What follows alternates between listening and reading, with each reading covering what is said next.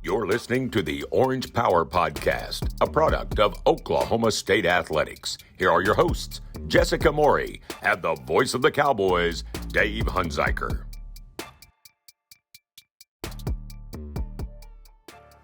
Hi, I'm Brianna Evans, and you're watching episode 30 of the Orange Power Podcast. Action.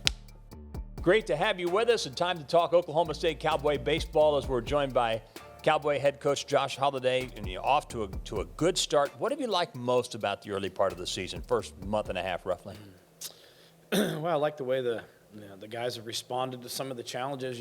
We knew we had a really good schedule and a good group of kids to go attack it, and it's always interesting to see how you handle your first big challenge and how you handle your first moment of adversity and your first comeback and all those things that happen. And the group's been a pretty responsive group. I think that's been the thing that I've enjoyed watching, is how they've responded to all the challenges, how they've taken things on, some of the roles that guys have worked their way into, and just the way some of the newcomers have adjusted to being in our uniform. You kind of have an idea of what you think you'll get from returners because you've seen them in the heat of competition before and their competitive spirit, but to see some of the newcomers and how they've taken to competition and these opportunities has been a lot of fun to watch. So I just like the overall way the group has taken on the challenge. I like the way they've learned and the way that we continue to try to adjust and make adjustments on the fly as we kind of go through this challenging schedule. So those have all been, I'd say, for the first 5-6 weeks, probably the highlight.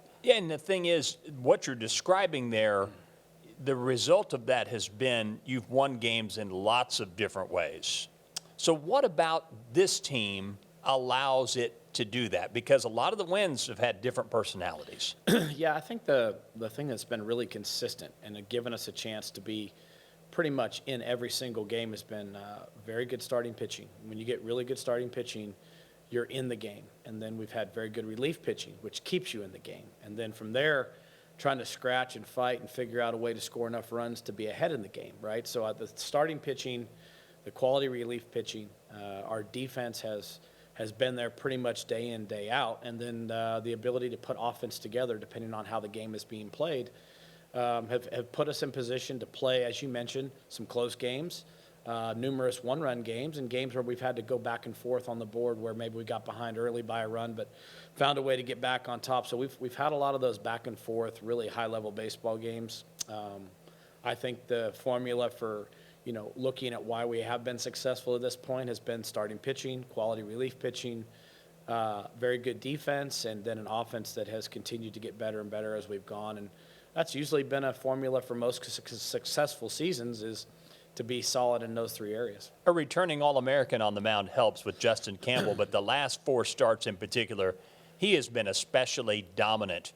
What maybe has he even taken another leap in this year? What's an area in which he's improved even more maybe this year compared to last?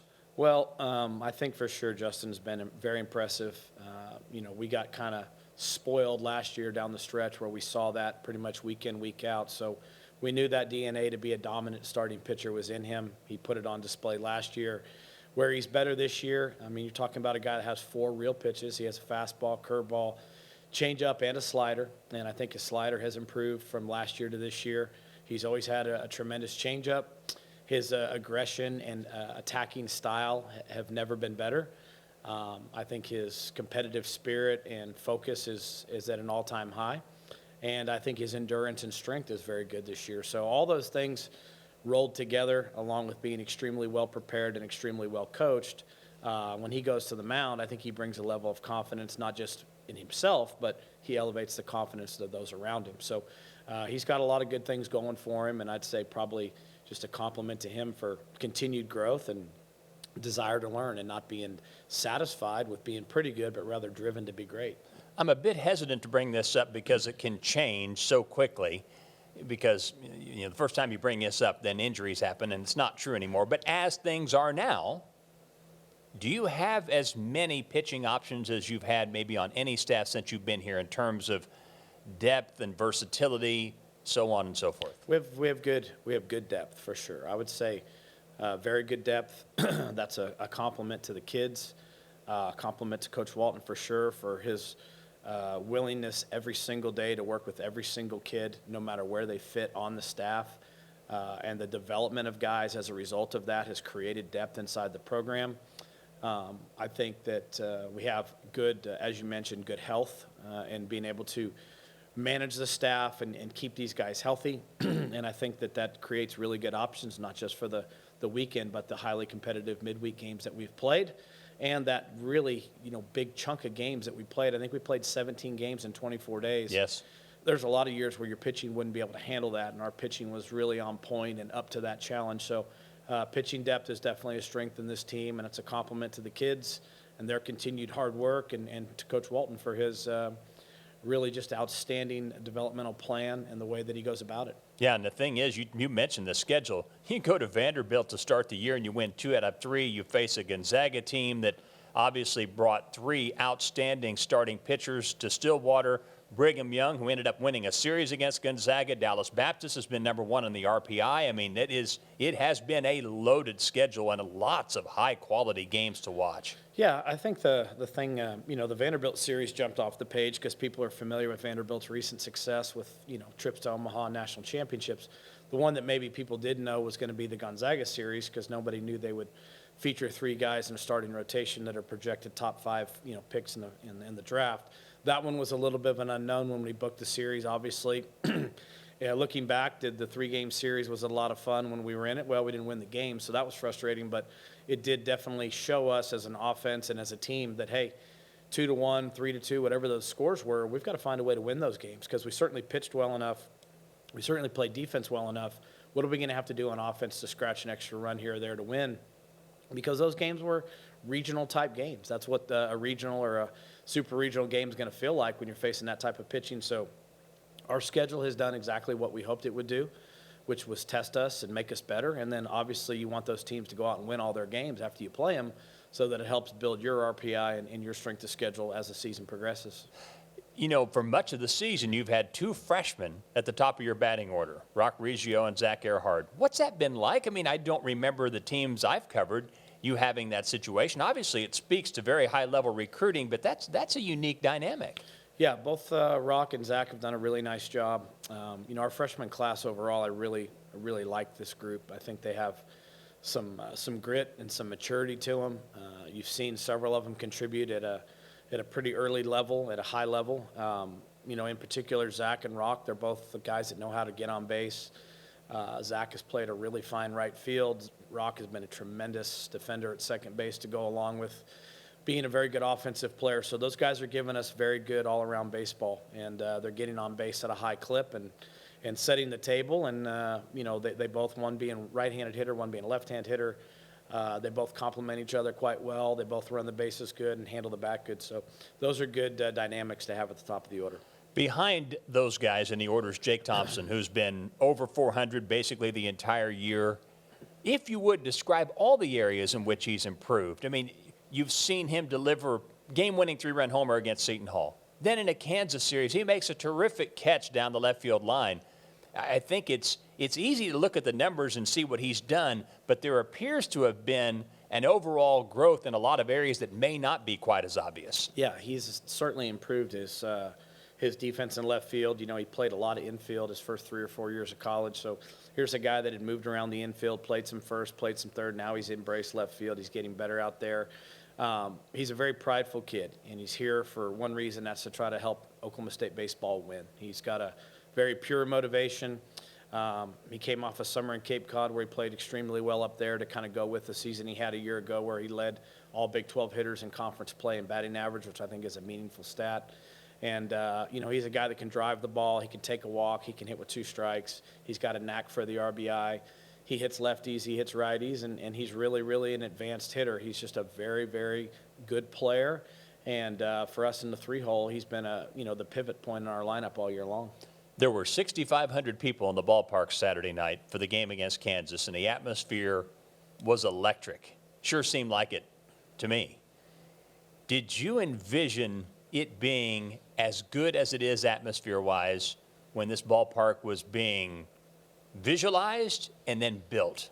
Seems like it's been pretty darn good. Yeah, I mean, certainly we had a goal for that. We had an idea that if we could construct a more fan-friendly dynamic inside the ballpark and create some different ways for people to come enjoy baseball, that they would be up for it, that they would want to do so. And I think everything from the outfield seats, which has created a whole new environment for the student body and folks that like to get out to the ballpark early and spend time socializing in a little bit more of an informal setting, all the way to the chairbacks right on top of the action for people that like to have that traditional view of the game and be close to what's going on, to the second deck seating where folks can come in and enjoy that higher view and enjoy some really nice amenities. I mean, we thought we had something for everyone when we designed it, and it's been really fun to see the way it's played out. It's been incredible to see the just amazing uptick in student body participation. I think we're seeing anywhere from 1,000 to 1,800 students show up at these games, which is amazing. I mean, we're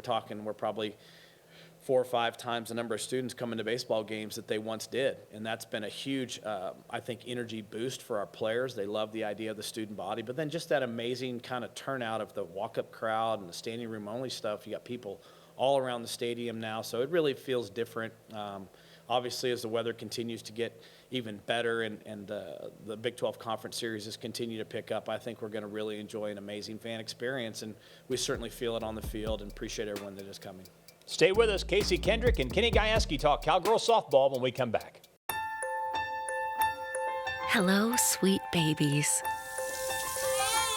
Welcome to your new home. You have changed our life, and you may even change the world.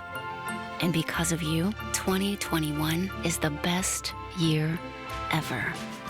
Mercy has helped moms deliver babies for nearly 200 years.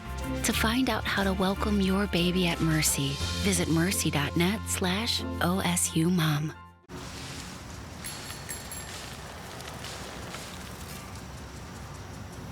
At Academy Sports and Outdoors, bikes for the whole family are just a click away. Buy online at academy.com with our free in-store assembly. Your next set of wheels, plus helmets, pads, and water bottles will be waiting for you at our in-store pickup counter. Get to the fun faster with our in-store pickup and free assembly at Academy Sports and Outdoors. Thanks, Dave and Josh. Appreciate it. And now let's turn our attention to a little Cowgirl Softball. Kenny Gajewski joining us now. And, Coach, man, you guys are right now, you are an absolute tear.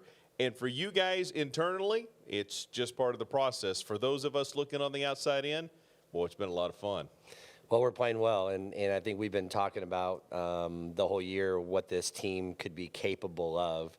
And to watch them from my seat that I get, I'm lucky to have that seat at the third base box, and it's really cool to see, and watching these kids, what they're preparing for and what they're working for each day, to be able to watch them in the batter's box fight through and have good results. And those aren't always hits. Those are just good at bats. And it's been a lot of fun, and I know our fans are enjoying that. Well, and when we hear you talk about, you and I have talked about this week, but when we hear you talk about at-bats and battling and those sorts of things, if you don't have a trained eye, either you got a hit or you didn't, right? But the display that your kids put on against Texas Tech, it became very clear what you're talking about. If you throw the ball out of the zone, I'm going to take a ball. And if you throw it across in the zone, you can't get it by me. And I'm reading it perfectly every time. I mean, there were so many prime examples of that in this Texas Tech series. I agree. I felt really good. We struck out just a few times over the weekend, which is something that when we're going well, that's usually low. We walked and got hit by a bunch of pitches. That was a big deal. Very deep counts. We made their pitchers work. And when you do that, it just gives everybody more opportunities to see what each kid has. And the more we see you, we're going to eventually hit you. That's just normal for any team, for any arm. Goes for Kelly as well. You think about her, as good as she's been. If a team gets to see her over and over and over again, they're eventually going to hit her. It's just part of it. So I'm just real happy with them. I mean, they're just really bought in. They're bought into hitting the ball hard. They're bought into having quality at-bats. They're bought into getting on base anyway. They're bought into each other, and their intent and their focus has been championship level for sure. So let's talk about this series. It started out on Friday night. Kelly Maxwell, again, you and I talked about this as well this week, but, she threw a no-hitter. Now, there were a couple of kids that said, yeah, she hit a couple. She made a couple of them wear it. But she was really, really good, and you had the offense behind her. Yeah, Kelly's just been Kelly.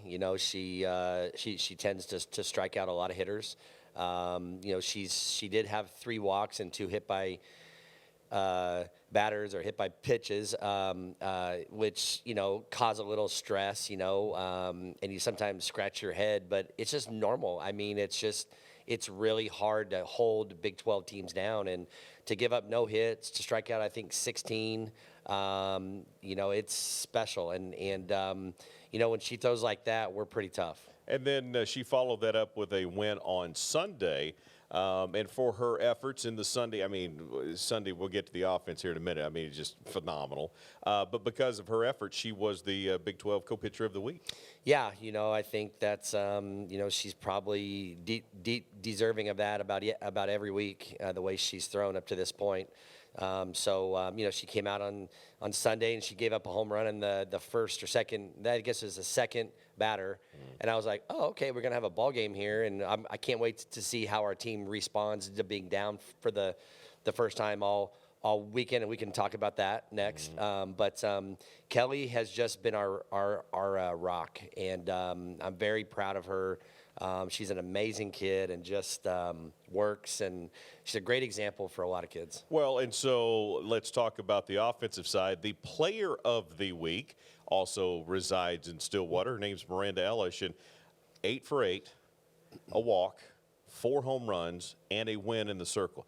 That's a pretty good weekend if you can get it. Yeah, she swung and missed once or twice too, so I don't know. It wasn't perfect, but no, she. It was really cool to watch.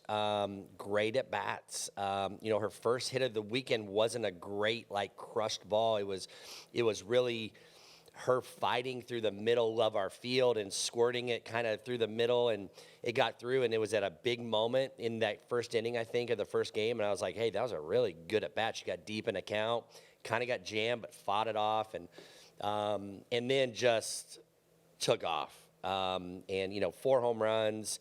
She had 1 home run that was hit so hard and spun so well that the center fielder simultaneously hit her glove, and she hits the wall, and it goes over. And, when you're doing things well, like I always like to talk about the softball gods. I think we talk about the baseball gods too. Josh probably has that. When you're doing things right, good things happen. And she's been working hard, and she's done it from day one here. She is falling in love with this program, and deep in love, and it's really cool to see. When you hear, I've been hearing some of her stuff, that we're doing on OSU Max and different things, and that's stuff that I get to watch for the first time, and it gets me to choked up, and it gets my eyes to water, and gives me the goosebumps, and I think as a coach, it's why you coach. And just to see her having this sort of fun is really cool, and it's infectious too. Well, yeah, because I think it's reciprocated, right? Yeah. She's falling in love with the program, and vice versa. I think the fans are falling in love with her. Didn't have a home run coming into the weekend. Had 1 on Friday, had 1 on Saturday, and 2 on Sunday. So, all right, so you get the run roll on Friday. We talked about Saturday. She was in the circle. Friday you get the no-hitter. The run roll on Saturday, 9-1. And then on Sunday, Coach, let's talk about answering a home run. Peyton Jackson for Texas Tech knocks one out. And I thought the exact same thing. I thought, they're trying to salvage this weekend. This could be fun. No, your kids came back and answered in an incredible way. Well, first off, I'm impressed that you remembered Peyton Jackson's name. That's pretty good. You must have called that game, so that's pretty good. It tells me you were prepared at least.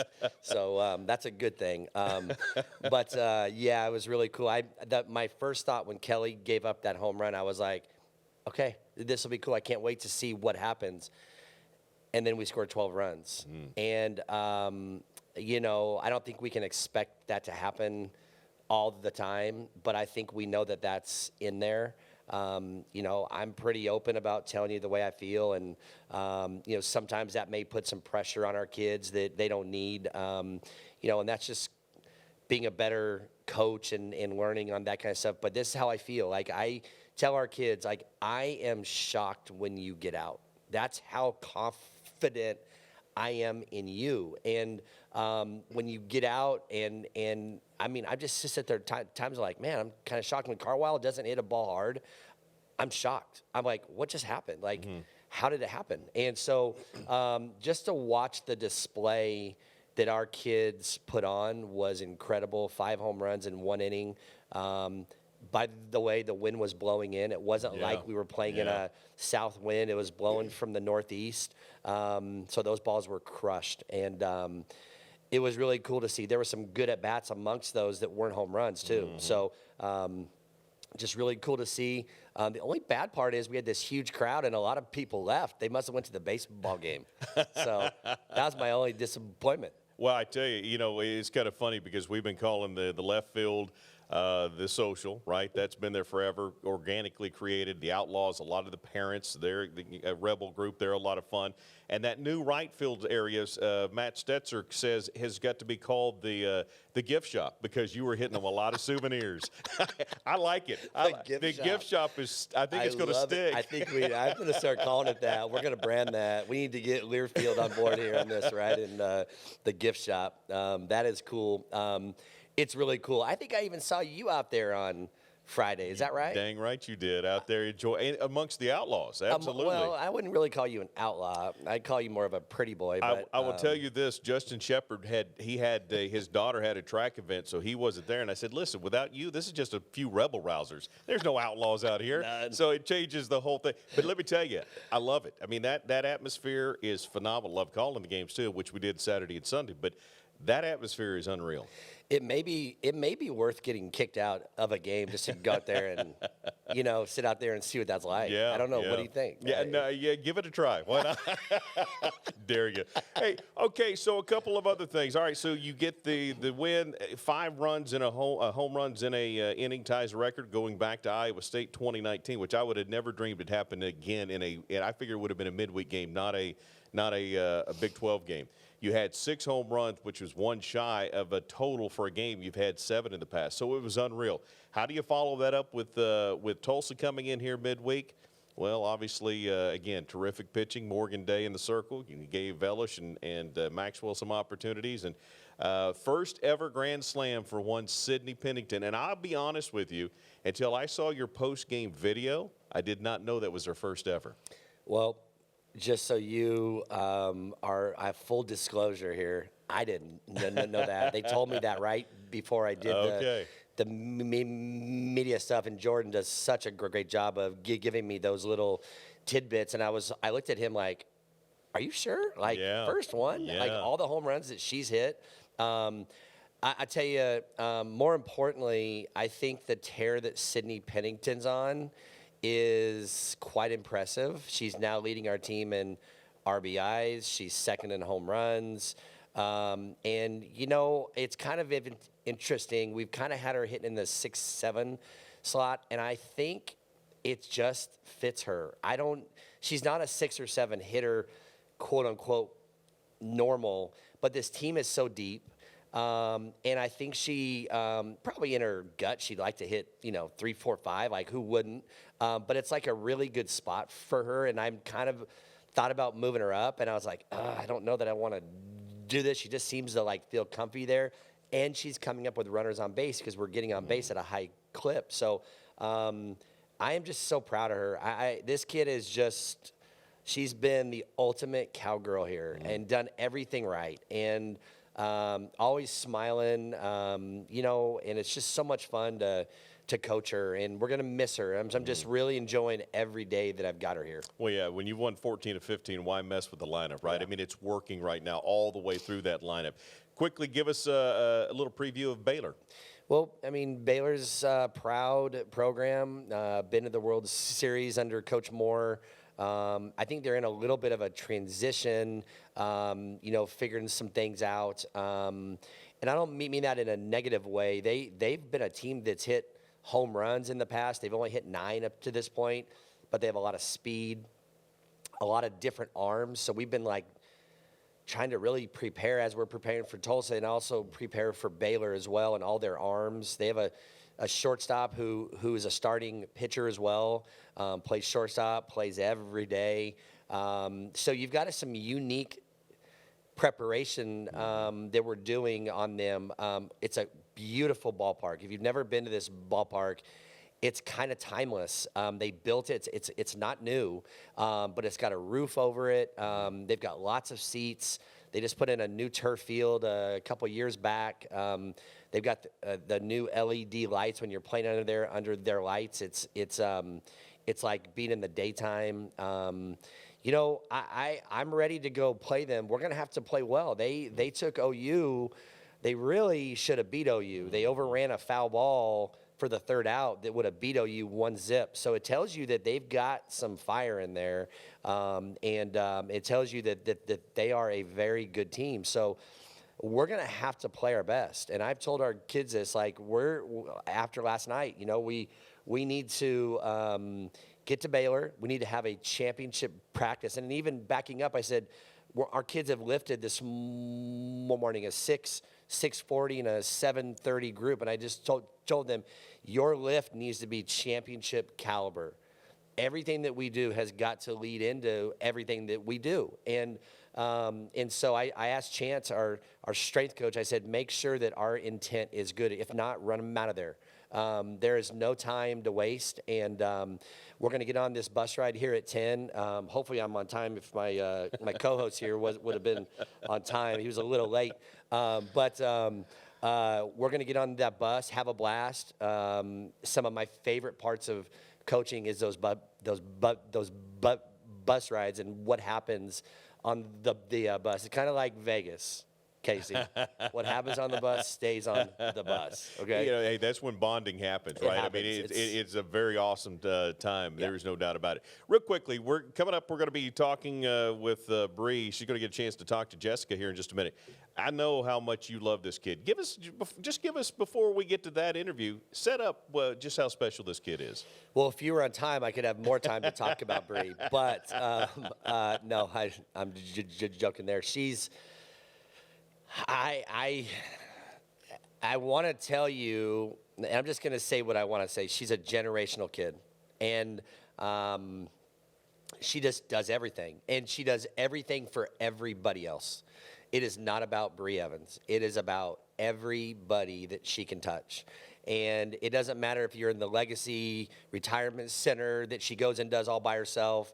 It doesn't matter if she's gonna do an internship at an orphanage this summer in Ruidoso. She's constantly thinking about others. When we go to hotels, I would challenge anybody who's listening to this podcast. Anytime you stay in a hotel, grab the lotions and the shampoos and the conditioners and the soaps, and please drop them off at the softball field. Wow. Because she delivers those to the homeless. Wow. And she does it in OKC, she does it in Tulsa, and she does it in her home state of Dallas, Texas. So this is a kid that's always thinking about others, and it's just really cool to see. And not only that, she came in here and won the job at second base off a kid who had a great year, in Carly Petty. She's just a kid. She's worked her way up to the leadoff spot, kind of unseated Kylie. And, she's a kid that when I need to get other kids at bats, I can go to her and say, hey, I'm going to hit here. And she'll look at me. She goes, yeah, that sounds like a great plan, and smiles. Like, that doesn't happen. That does not happen. You want to say that all my kids, when I pinch it for them, they look at me and go, hey, that sounds great. This kid means it. And she does it. And so I just am so lucky that we get to coach her. She's a worker. She does everything that she wants, to do. She comes early, takes extra work when she needs it. She knows what she's got to have. And she's a kid I would do anything for, like all of our kids. But when she calls, I'm like all ears, and I'm like, hey, what do you want to do? I'm here to help you. That is an awesome setup for the segment that is coming up. The difference between haves and have-nots. coffee house coffee, Folgers I had to brew in my office. That's the difference between haves and have-nots, just so people know the difference. I'm just a supporter of Stillwater. Aspen, IQ, those who support me, I support them. You must only think about yourself and your shows and everything, so you do your own deal. So it's the affordable cup that I can't afford because of shows like this. I don't get paid as much as you do, just so people know. Hey, coming up this weekend, you guys going to be playing 6:30. ESPN Plus, 7 o'clock on Saturday, the big ESPN, right? And then coming up on Sunday at noon, ESPN Plus. Best of luck this weekend. Appreciate the jabs, and I wish you well anyway. my only comment is you better make sure that my daughter goes 3 for 3 tonight, okay? Because now that you're coaching her, the expectation for you has changed. Do not think that you being on the road is not a good thing for me tonight. I can tell you that for sure right now. If you pinch hit for her, I will be calling you like every other parent. I expect her to look at me like Bree does and says that's probably a good idea. Let's hope it happens. Hey, that's going to do it for us. Again, the Cowgirls on ESPN on Saturday. Going to be a great weekend. And hopefully you guys will get a chance to tune it all in. Coming in next, we'll be talking to Jessica along with Bree, the aforementioned Bree. That's coming up next here on the Orange Power Podcast. At OG&E, the energy we deliver is more than electrical. We energize the future by balancing our efforts to provide the lowest rates possible with our responsibility to protect the environment for future generations. That's why we've strengthened our power grid through new technologies, leading to a 40% reduction in CO2 emissions, which, when combined with our rates, makes us an industry leader. Because at OG&E, we do more than energize a power grid. At OG&E, we energize life.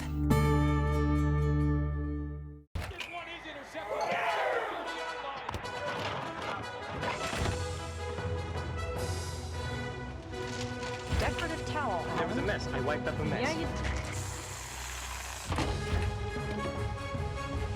Where is the box? Never mind, I found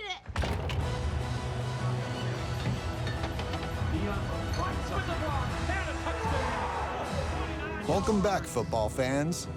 We'll see you in the fridge. Welcome in to the Orange Power Podcast. I'm Jessica Maury, and this week we are joined by freshman Brianna Evans from Cowgirl Softball. Thank you so much for joining me, Bree. Thank you for having me. All right, so Cowgirl Softball is on a roll. You guys are coming off of a sweep of Texas Tech here at home for your Big 12 conference opener. It was a super exciting series to watch, especially that Sunday game. 12 runs in the bottom of the first inning. So if you like runs, this is a good team to watch. So, for you, you're a freshman. What's these past few weeks been like?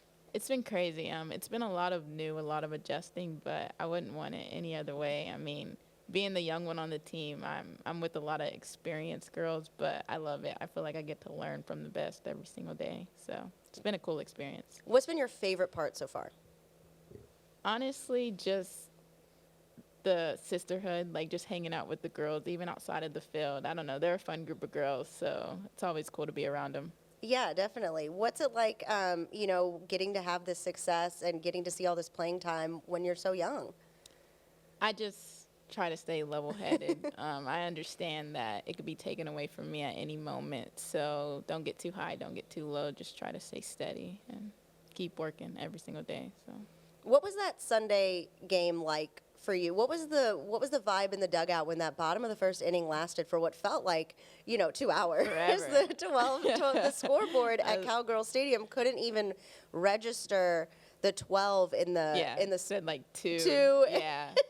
I've never been a part of anything like that. It was crazy. But, like, when Miranda hit that first home run, I was just on third like this. And I saw the video of that, which was pretty cool. But, man, the environment at Cowgirl Stadium, it was just electric. So I've never been a part of anything like that. So it was cool.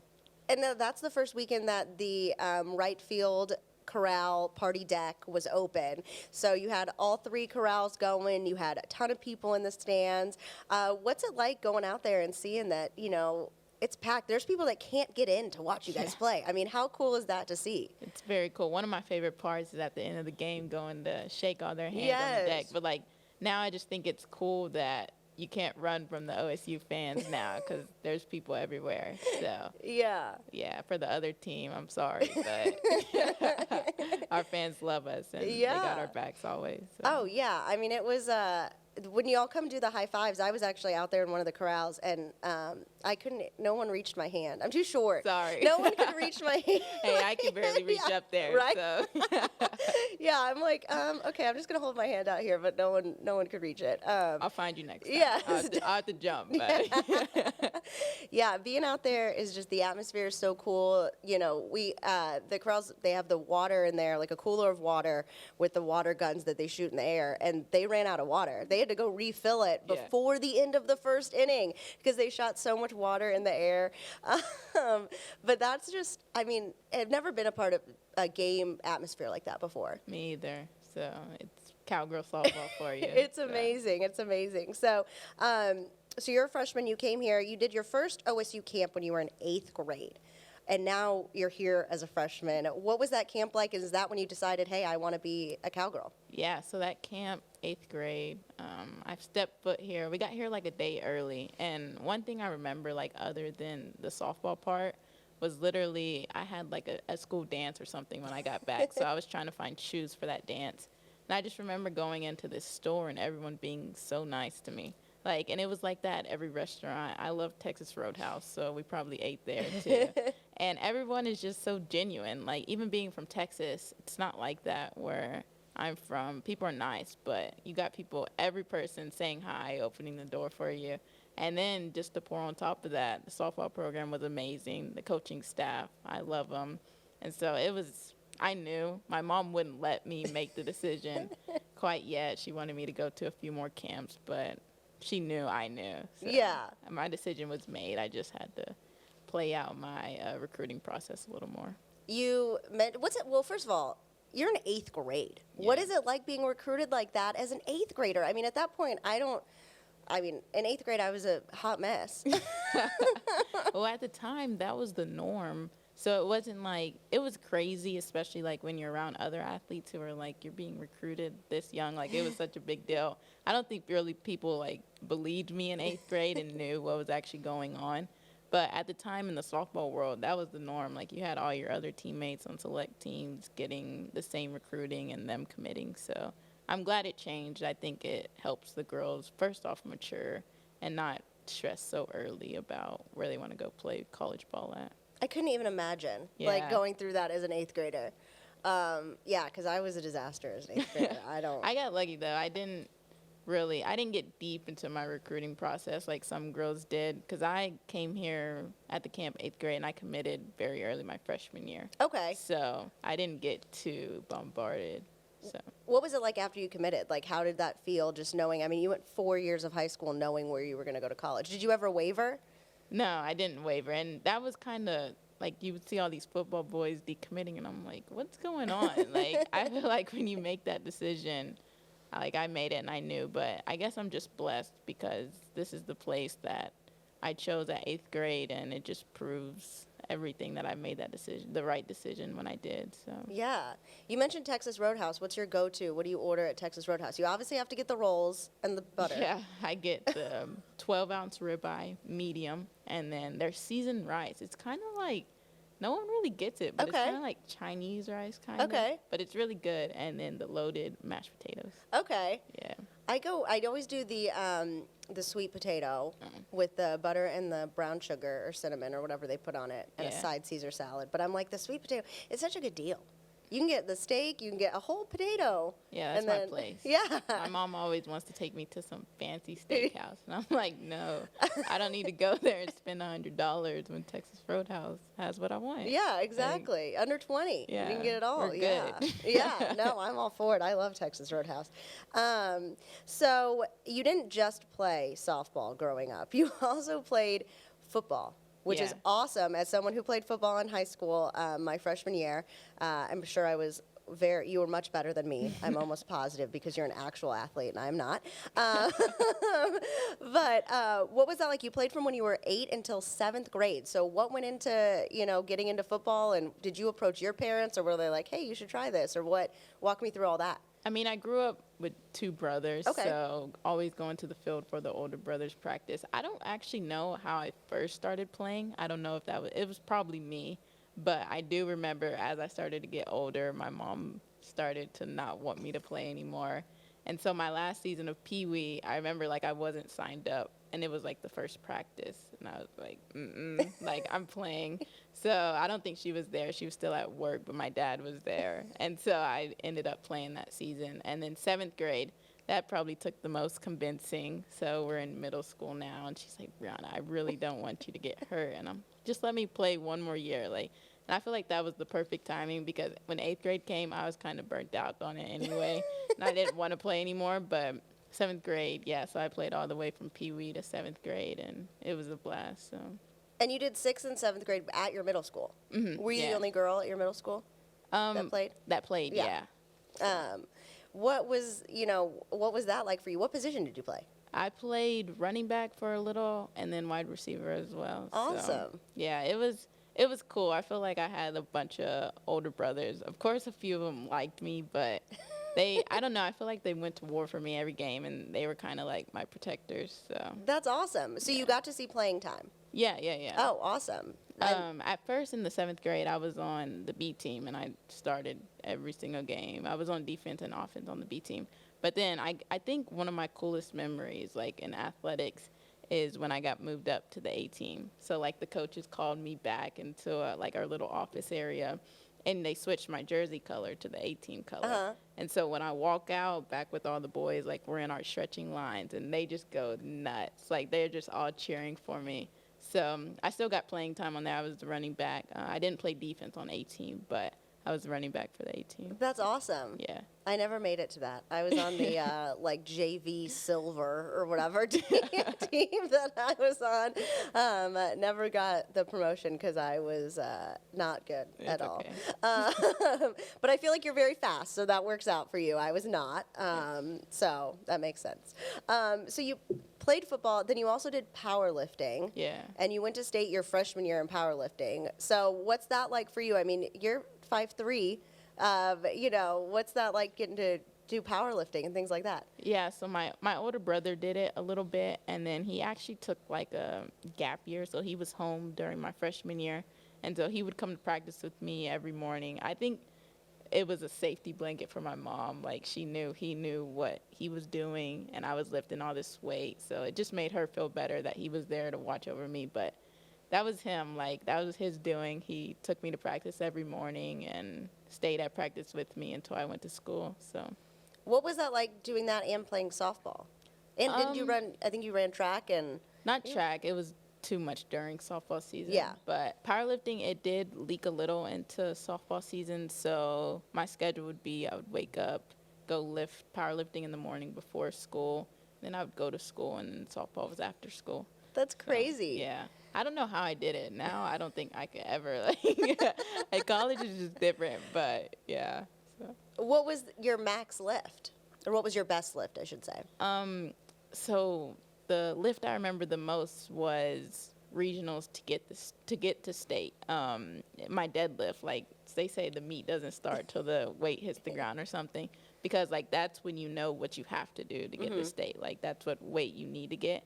And I don't think I had ever lifted above maybe 285 before I got there, maybe even less. But I told them, like, don't tell me what you put on the bar for this one, because I had one more lift to make it to state. And they ended up putting 305.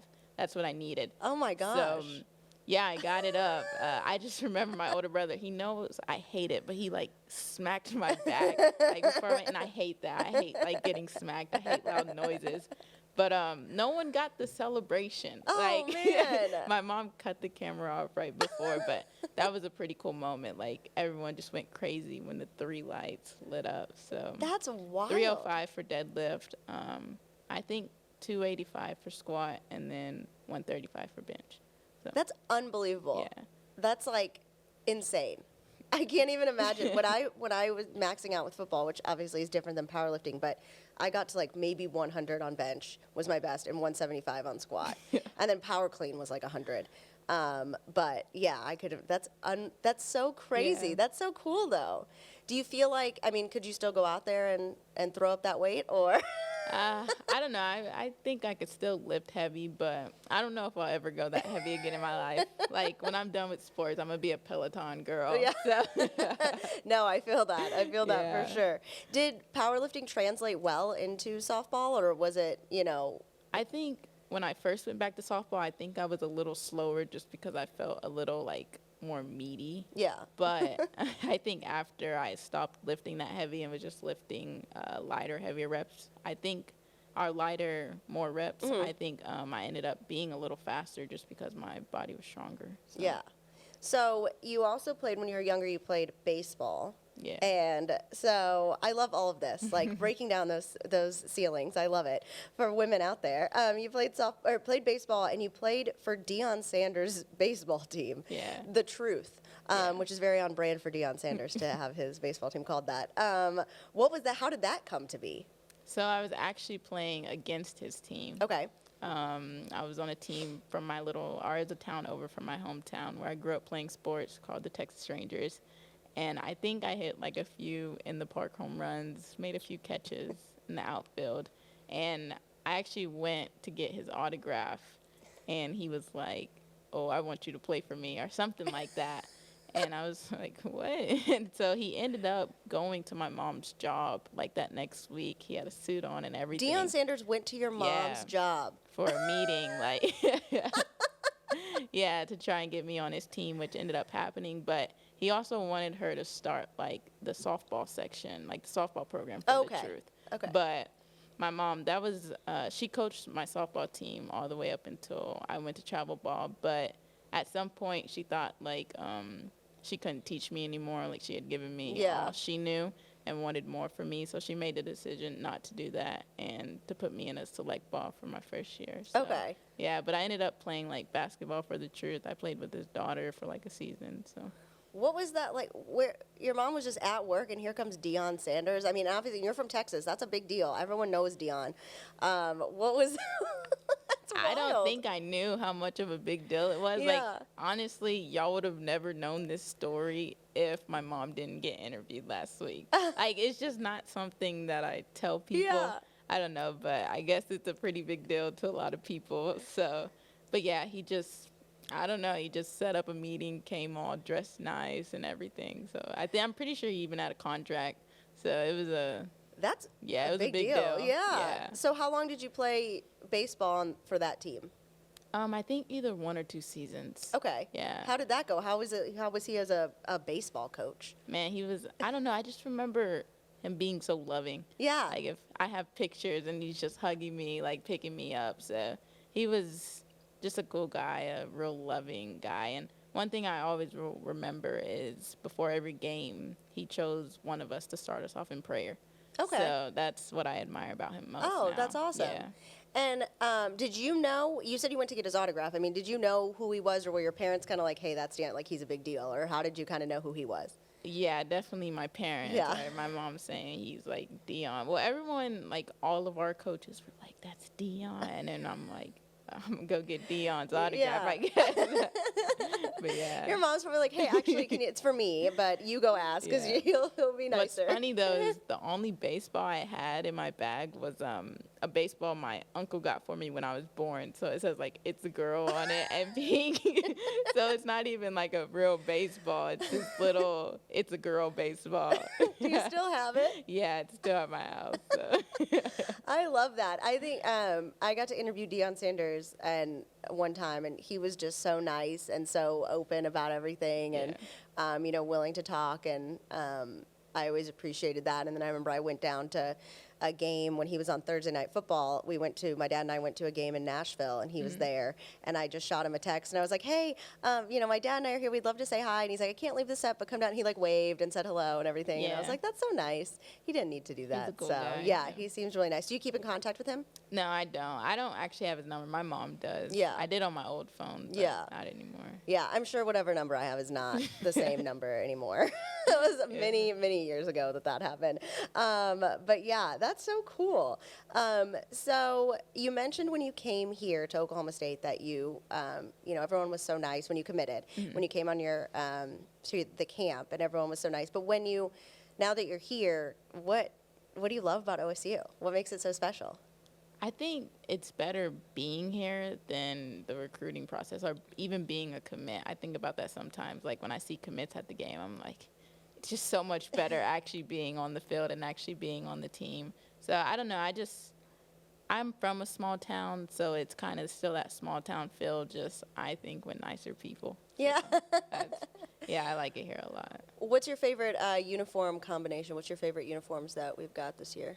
I don't know. The black pants are nice, but I kind of like just the white top with the all black pants. Yeah, I like that too. That's clean. I think that's a real clean Yeah, look, so. There's a lot of them. They're good. There's a lot of good of jersey options for this season for sure. So after school, you have plans to go to seminary. Kind of talk to me about that. What goes into that decision, and how does that process kind of work? Yeah, so I was baptized a little over a year ago. Awesome. And I call myself, like, before I gave my life to Christ, I think I would say I was like the ultimate jock. Like, the only thing I cared about was being the best athlete I could possibly be, and however I had to get that done is what I was going to do. But once Christ got a hold of my heart, I feel like my eyes were opened, and I don't know, I think I just saw the bigger picture of life. So it was cool, though. I got to see, like, a lot of my work ethic and my morals translate just from not just being a softball player, but from being a follower of Christ. So I still applied those same morals and disciplines that I have to now being a follower of Christ. But I don't know, I just think I've given a lot of my life to dedicating it to softball. So once I'm done with it, I want to be able to give everything I have to serving the Lord and go into ministry. How does that work? Do you just graduate from here and then you go on to a different school, or I'm not super familiar with the seminary process. Well, me either. It's either going to be seminary or Bible college. Okay. But I try not to get too ahead of myself. I plan to get a bachelor's and a master's here. Oh, awesome. Lord willing, and then I'll end up going somewhere. So. And what do you want your degree to be in? And would you like your master's degree to be in as well?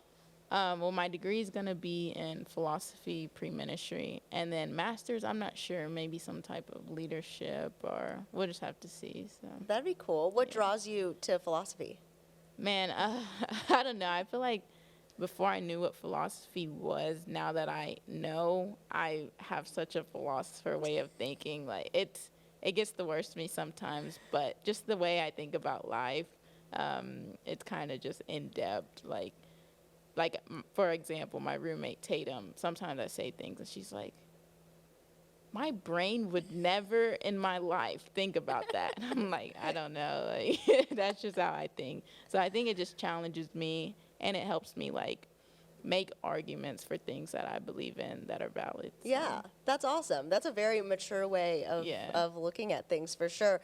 And I know I read an article the other day about you where, Coach Gajewski was just like, I don't have to worry about, she's perfect. I mean, she's not like a freshman at all. Perfect. She's out there and, just has it all together. Like you have your stuff together is basically what he was saying. How does that kind of make you feel knowing that, there's a lot of other freshmen out there that aren't in that position?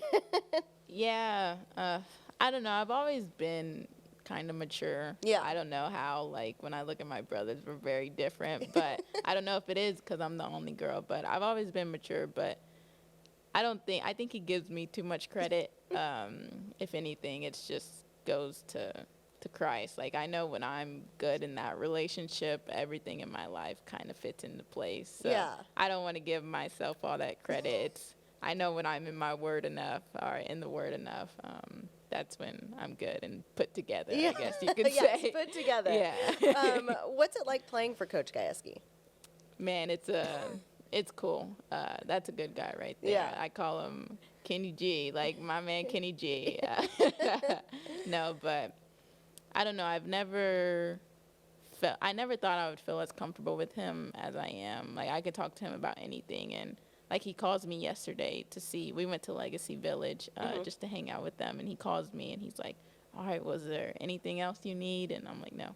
He's like, are you sure? So that's just the type of guy he is. He's always checking up on you. He cares about you so much more than just on the field. Yeah, that's awesome. That Yeah. seems to be what a lot of the girls say too, is that, he's going to be with he can come to your wedding. He's Yeah. gonna be, Oh, yeah, he'll be there. He'll send you gifts for your firstborn. Like he's very very involved like that, which is awesome. Well, I've really enjoyed getting to know you. Yeah. Thank you so much for coming on the podcast. I Thank hope you for had having fun. me. I did. Yeah, I did. Awesome. Well, that is freshman Brianna Evans, and we will be right back here next week. Thank you for listening and watching the Orange Power Podcast.